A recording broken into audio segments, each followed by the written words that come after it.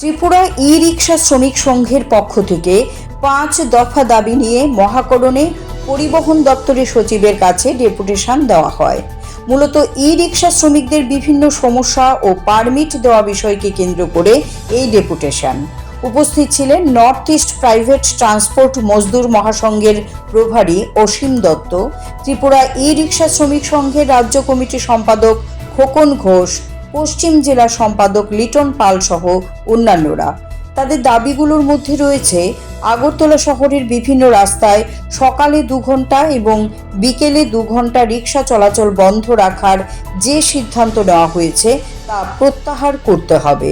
রাস্তা যানজট মুক্ত রাখার জন্য আগে ফুটপাত দখলমুক্ত করতে হবে।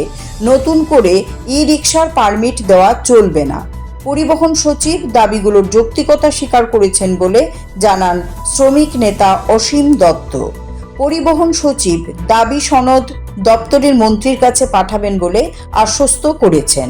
সকালে ও বিকেলে 2 ঘন্টা করে শহরের বেশ কিছু রুটে ই রিক্সা চলাচল বন্ধ রাখার সিদ্ধান্ত প্রত্যাহার করতে হবে বলেই দাবি জানান অসীম দত্ত।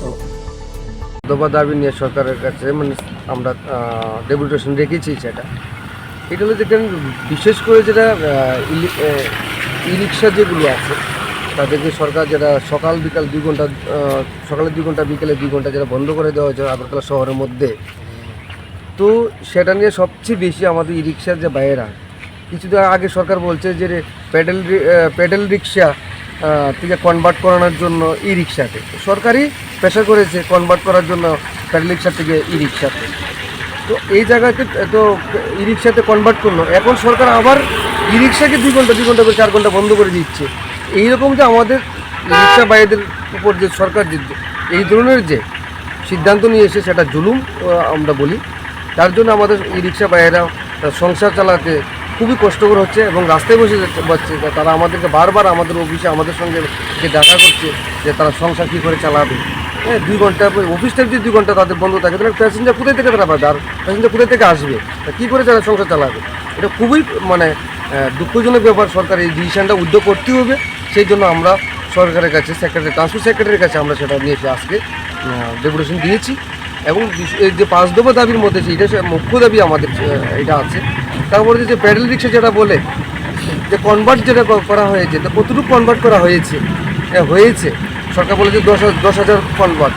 10,000 যদি করা হয়তো আগরতলা শহরে 10,000 করে তো একটাও রিক্সা উঠছে না, একটু অবধি না থাকার ছিল। তো এখনও দেখা যাচ্ছে ওই যে সময় ডিক্লেয়ার করেছে যতটুকু ছিল এখন এতটুকুই চলছে।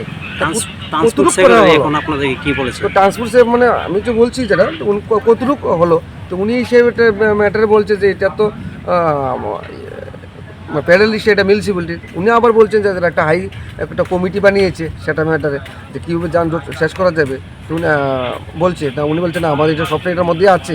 আমি ওনাকে বলছি, তো উনি আমাদেরকে আশ্বাস করেছে যে আজকে যে আমরা 5 দফা দাবি দিয়েছি যেগুলো সেটা তাহলে ফাইল পুট আপ করবে, মিনিস্টার সাহেবের কাছে নিয়ে যাবে এবং কমিটি যেটা হাই প্রোফাইল কমিটি যেটি বানানো হয়েছে সে কমিটির কাছে সেটা রাখবে, এটা আলোচনা করে কীভাবে সমাধান করা যায় সেটা চেষ্টা করবে এবং আমাদেরকে উনি জানিয়ে দেবে। কোন সংগঠন থেকে আপনার পরিচয়টা?